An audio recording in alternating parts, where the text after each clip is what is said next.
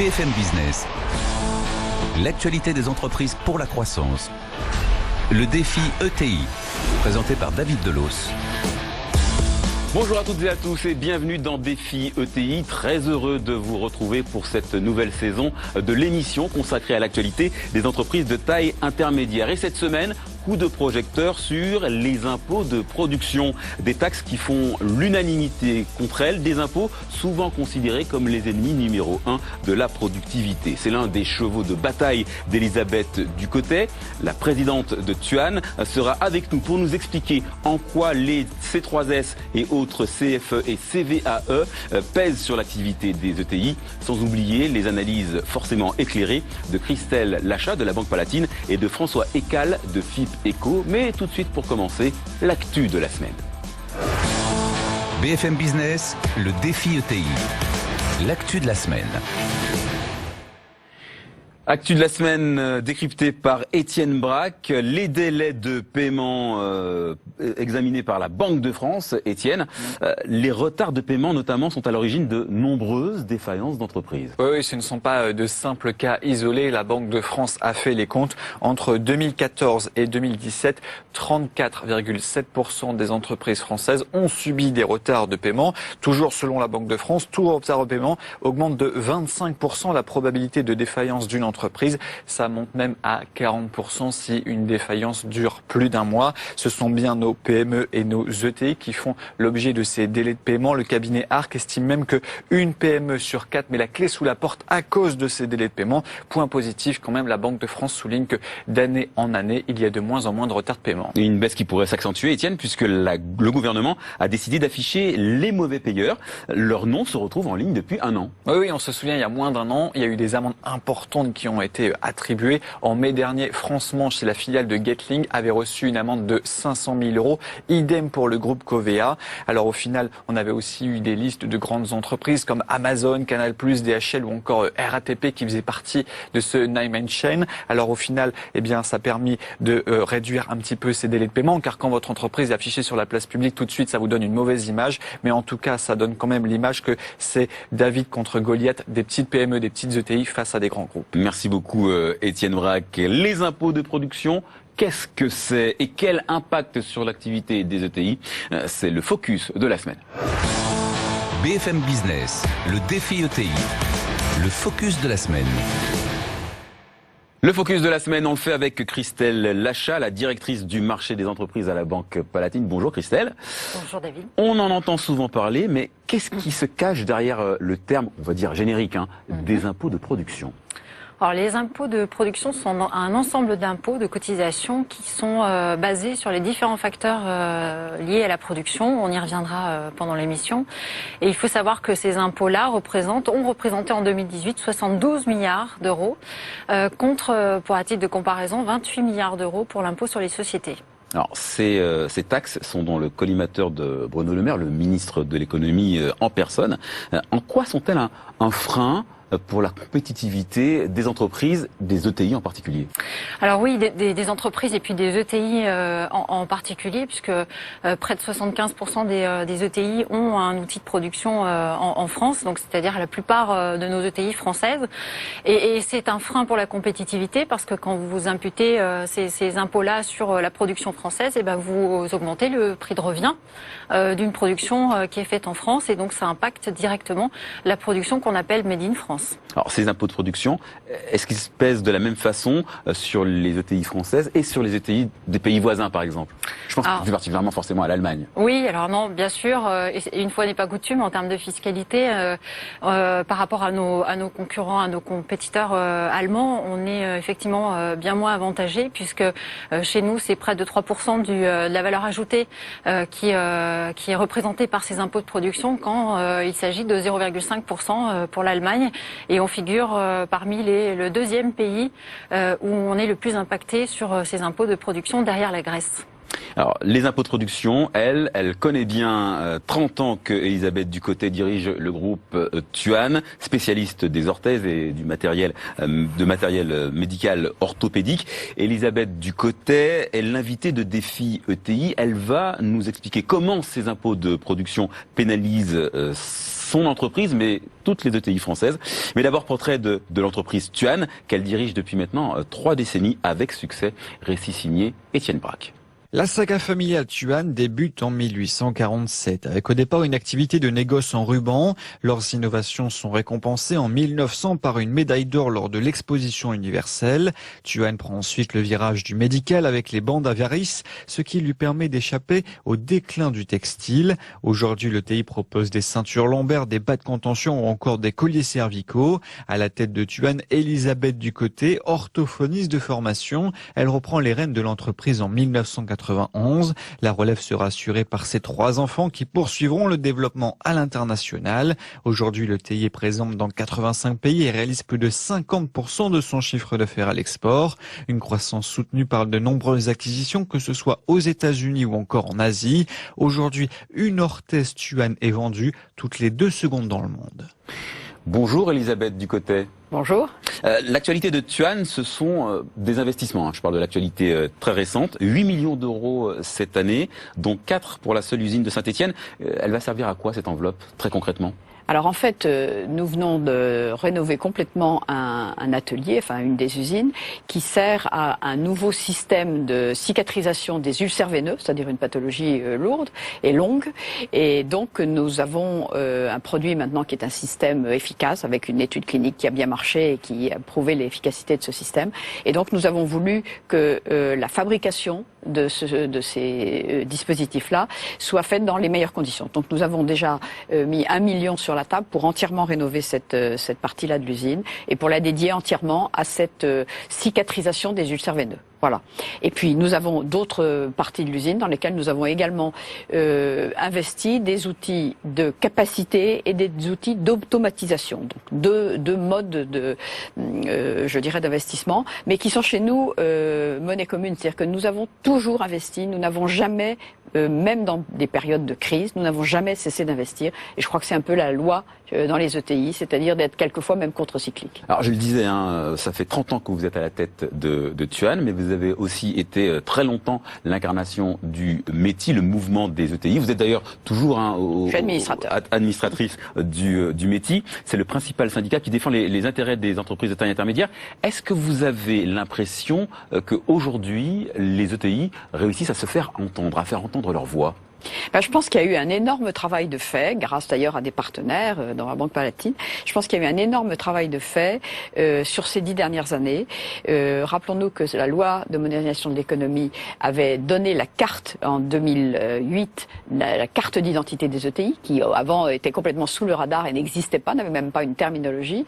Et maintenant, en un peu plus de 10 ans, ce mot ETI est devenu un nom très très familier, très commun, qui correspond d'ailleurs à 25% de l'économie en France, c'est-à-dire c'est pas rien. Alors, la semaine dernière, BFM Business livrait en exclusivité les plans du gouvernement sur la réduction des impôts de production avec la suppression de la seule C3S, notamment à partir de 2021. 3,6 milliards d'euros de taxes devraient donc disparaître. Est-ce que ça correspond à ce que vous réclamez ? Ce que nous réclamons, si vous voulez, et ça vient d'être extrêmement bien expliqué, ce que nous réclamons, c'est de pouvoir travailler dans les mêmes conditions que l'ensemble de nos partenaires européens. C'est-à-dire d'être à même enseigne. Parce que les prix, dans tous les métiers, dans le nôtre en particulier, mais dans tous les métiers, les prix sont des prix mondiaux. Donc si on arrive à avoir des produits qui sont fabriqués dans les conditions qui sont les mêmes que celles des voisins, eh bien effectivement, il y a toute chance que nous soyons des bons conquérants dans l'espace économique. Si nous sommes déjà impactés par une surimposition, eh bien évidemment, nous perdons des chances. Alors, on va dire bonjour à François Ecal. Vous dirigez le site FIPECO qui parle des finances publiques. Vous êtes également ancien magistrat de la Cour des comptes. Est-ce que vous avez l'impression que ces impôts de production sont l'illustration de la fiscalité qui pèse sur la productivité des entreprises? Oui, bien sûr. Enfin, tout ce qui vient d'être dit est tout à fait juste et je suis parfaitement d'accord. Il est vrai que globalement, ces impôts sur la production pèsent plus en France que dans la moyenne européenne, 2 fois plus que dans la moyenne européenne en pourcentage du produit intérieur brut et beaucoup plus qu'en Allemagne, par exemple. Vous voir aussi que c'est une catégorie très hétérogène, ce qu'on appelle les impôts. C'est une catégorie de comptabilité nationale et derrière, on a à la fois des impôts sur la masse salariale, comme le versement transport, la taxe sur les salaires, des impôts sur le foncier, comme la cotisation. En tout, il y en a une centaine, c'est ça? Oh non, peut-être pas une centaine quand même, mais il y en a beaucoup parce qu'il y en a des petits aussi, bon, des grands, il y en a peut-être, je dirais plus entre 10 et 20, des grands. Après, il y a une tas de petites taxes diverses. Vous en avez qui sont sur on a parlé de la contribution sociale de solidarité des entreprises sur le chiffre d'affaires, sur la valeur ajoutée, sur des actifs, comme les taxes sur les surfaces commerciales. Donc c'est extrêmement hétérogène. Une autre caractéristique de ces impôts sur la production qui va rendre leur réduction peut-être difficile, c'est que ce sont pas des impôts d'État. Pour beaucoup d'entre eux, ce sont des impôts locaux. Alors il y en a quelques-uns aussi qui vont à des régimes de sécurité sociale, comme la C3S. Alors là, c'est un peu plus facile de les supprimer, à condition, ça va quand même entraîner des discussions qui sont toujours très compliquées entre l'État et les partenaires sociaux sur la compensation pour les régimes de sécurité sociale. Mais avec les collectivités locales, c'est encore pire. Et d'autant plus qu'en ce moment, le gouvernement doit gérer avec les collectivités locales la suppression de la taxe d'habitation, ce qui est un énorme sujet et qui ne se passe pas toujours très facilement avec les communes. Elisabeth Ducotet, est-ce que vous sentez une forme de résistance justement des responsables de collectivités territoriales et locales? C'est sûr que nous sommes, nous, très attachés à notre territoire et que nous devons beaucoup à notre territoire et nous essayons de le lui rendre. Et donc, effectivement, nous ne pouvons pas être, nous, l'arbitre d'un manque à gagner pour ces territoires qui, dans le cas d'une autre, par exemple Saint-Étienne, a absolument besoin de survivre, de s'équiper, de grandir, etc., et de se développer. Donc, c'est vrai qu'il y aura des solutions un peu complexes à trouver.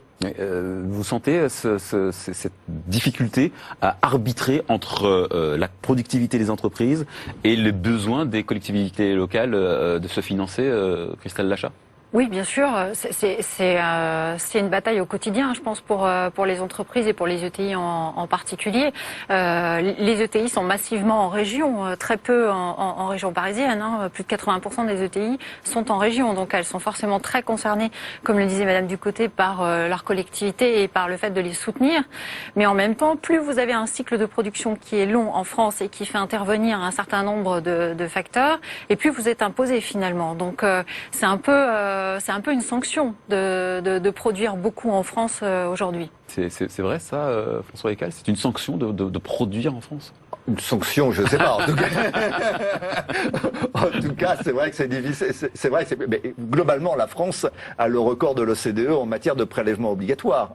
Donc, il n'y a pas que les impôts sur la production. Il y a aussi les cotisations sociales patronales qui sont particulièrement élevées en France. C'est globalement tous les impôts et toutes les cotisations sociales qui sont plus élevées. Donc, ce à quoi il faut quand même faire attention, c'est que quelque part, c'est facile de dire il faut baisser les impôts.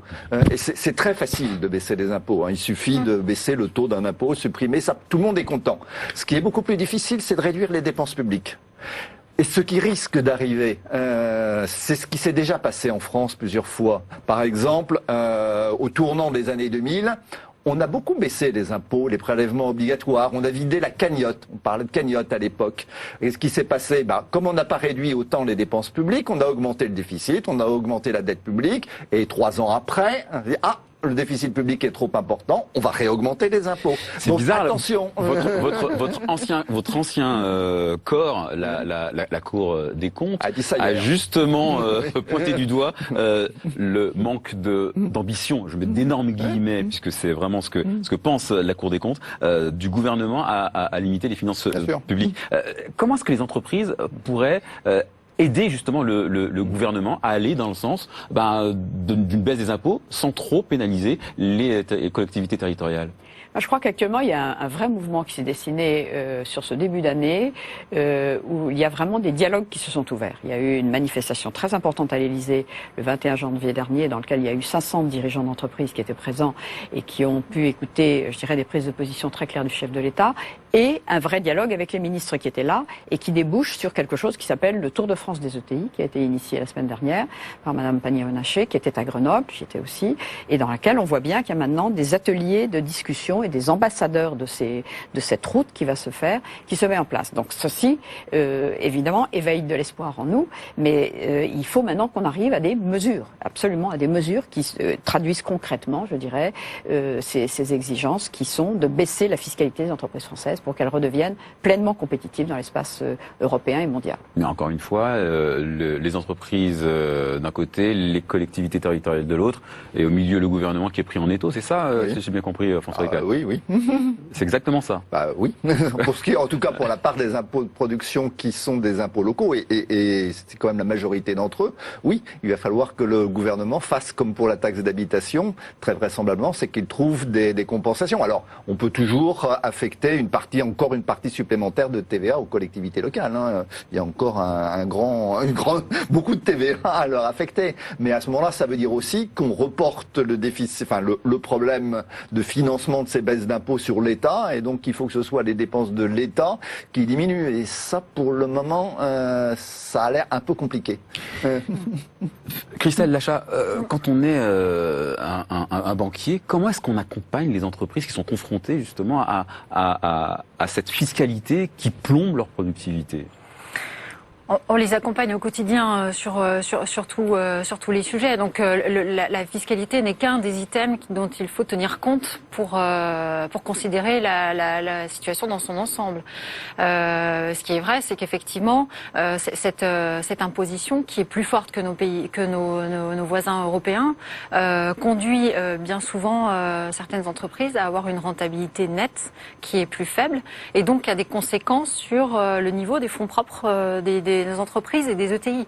Et ça, c'est un vrai sujet à long terme pour la qualité et la compétitivité de nos entreprises dont il faut tenir compte pour les partenaires financiers sur l'aspect du financement et puis sur l'aspect de l'accompagnement parfois en capital, parce que quand on fait des investissements très importants, l'accompagnement par la dette bancaire n'est parfois pas suffisant et il faut trouver d'autres mécanismes de financement. Alors justement, je vais poser la question à quelqu'un qui a les mains dans le cambouis. Vous avez déjà dû renoncer à certains investissements à cause du poids de la fiscalité, Elisabeth Ducotet ? Mais absolument. Je veux dire, chaque année, dans une entreprise comme la nôtre, je dirais, nous réinvestissons chaque année la totalité du bénéfice.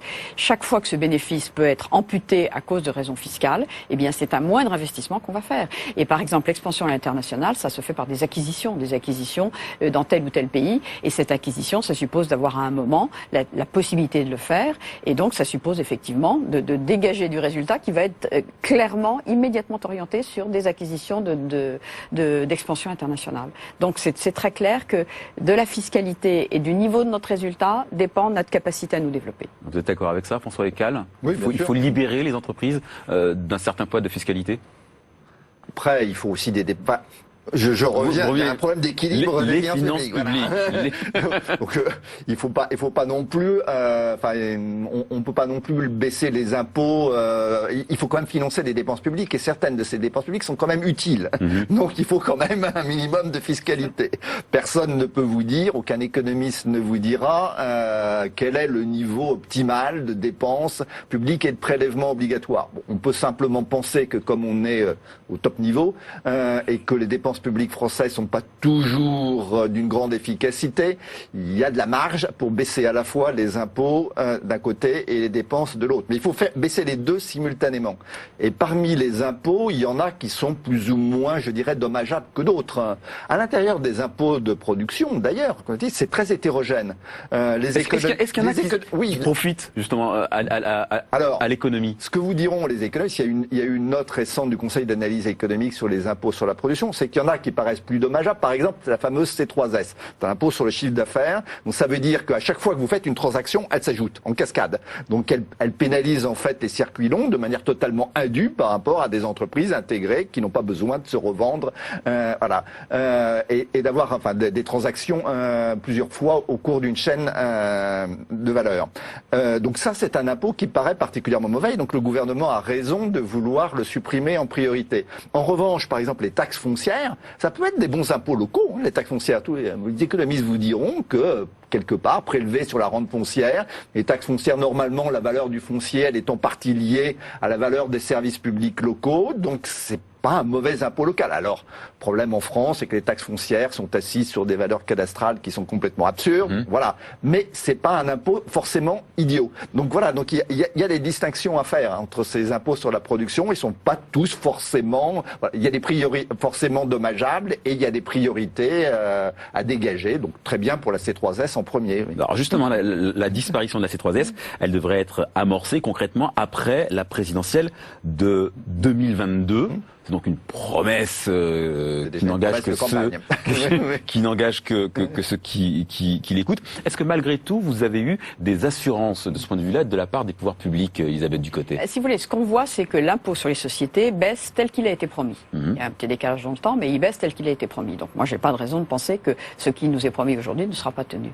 Mais je réinsiste sur la production, parce que derrière la production, il y a l'industrie. Ce pays ne peut pas devenir un pays non industriel. Nous avons besoin de notre industrie dans ce pays. Donc il faut que notre production soit compétitive par rapport aux productions de toutes celles de nos voisins. Et c'est vraiment pour moi, mon plaidoyer personnel, c'est plaidoyer pour l'industrie française pour qu'elle puisse être compétitive. Est-ce qu'on peut imaginer que la baisse ou la disparition de ces impôts de production permettrait une réindustrialisation plus rapide des territoires, Christelle Lachat? Oui, alors effectivement, ça peut être aussi un des axes de réflexion, parce qu'on parlait effectivement de l'équilibre avec les dépenses publiques, c'est un point important, mais il y a aussi le fait de pouvoir amener des revenus supplémentaires pour l'État et pour la France d'une manière générale.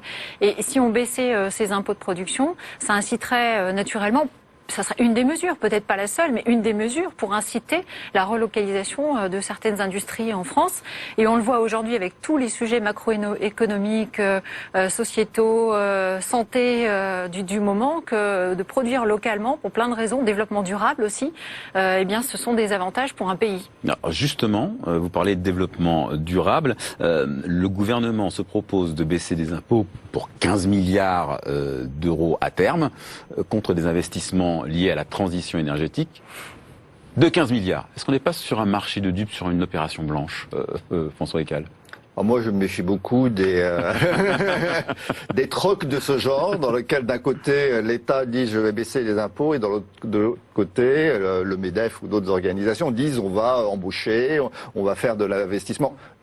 Le MEDEF n'a aucun pouvoir sur les entreprises. Le MEDEF, si le MEDEF s'engage, que ce soit à créer des emplois ou à faire des investissements, quels qu'ils soient, pour la transition énergétique, ça ne veut absolument pas dire que les entreprises le feront. Elles le feront si elles ont intérêt à le faire. Point.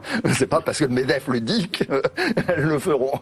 Donc c'est très bien en termes de communication, mais moi ça me laisse très sceptique. Alors ça veut pas dire que les entreprises ne feront pas ces investissements. Elles feront ces investissements si elles ont intérêt à faire ces investissements.